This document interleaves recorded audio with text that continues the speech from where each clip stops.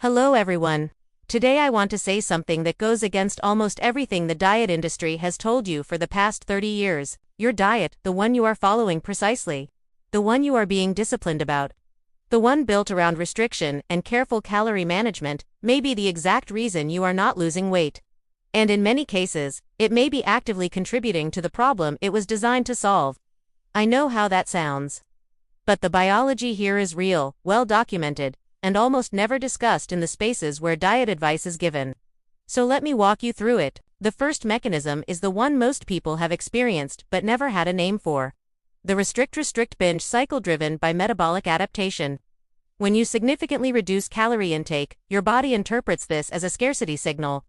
It responds not by simply burning stored fat, but by doing several things simultaneously that work against your goal. It reduces resting metabolic rate, the number of calories your body burns just to maintain basic function. It increases the efficiency of fat storage from whatever food you do eat. It elevates ghrelin, the hunger hormone, to levels that become genuinely difficult to override with willpower. And it reduces leptin, the satiety hormone, so the signal that you've eaten enough arrives later or not at all. According to research, prolonged caloric restriction produces measurable reductions in resting metabolic rate that persist well beyond the period of restriction itself. Meaning the body you return to after a diet ends is metabolically different from the one you started with. In one study, participants who had lost significant weight through restriction showed metabolic rates meaningfully lower than individuals of the same weight who had never dieted. The diet had changed the operating parameters of the system. This is not a willpower problem.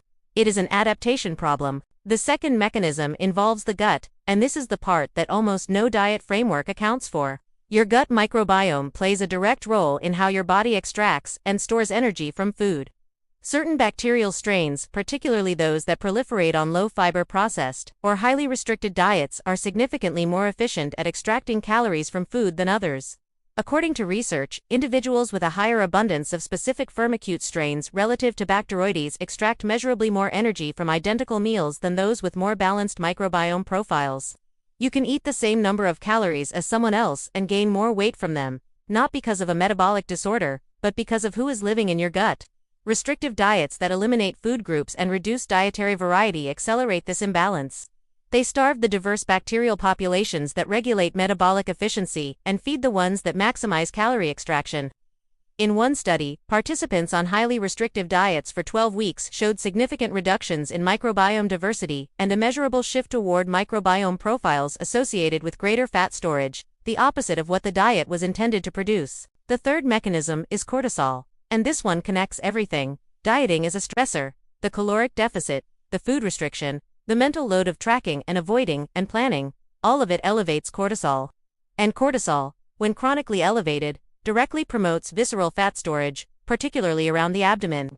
It does this by activating lipoprotein lipase, an enzyme that increases fat cell uptake, and by promoting gluconeogenesis, the conversion of muscle tissue into glucose, which simultaneously reduces lean mass and contributes to the metabolic slowdown I described earlier. According to research, individuals with the highest dietary restraint scores, meaning those who are most rigid and controlled in their eating, showed significantly higher cortisol levels and greater central fat accumulation over time compared to those with more flexible eating patterns. The rigidity of the diet was producing the hormonal environment most favorable to fat storage. In one study, this cortisol-fat relationship was strong enough that dietary restraint predicted waist circumference increase independently of total calorie intake. You can be in a calorie deficit and gaining visceral fat simultaneously if cortisol is elevated enough. The fourth mechanism is insulin dynamics, and the timing problem that most diets ignore entirely. Most dietary frameworks focus on what you eat and how much. Almost none of them address when, and the research on meal timing and insulin sensitivity is increasingly impossible to ignore. Eating the same foods at different times of day produces different hormonal and metabolic responses. Late-night eating, in particular, occurs when insulin sensitivity is at its lowest point in the circadian cycle, meaning glucose stays in circulation longer, insulin remains elevated for a greater period, and fat storage from that meal is disproportionately higher than from an identical meal eaten earlier in the day. The fifth and final mechanism is the one I want to leave you with because it reframes the entire conversation.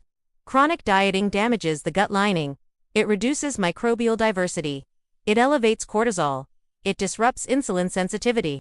And in doing all of these things, It creates a biological environment that is increasingly resistant to the very changes it is trying to make.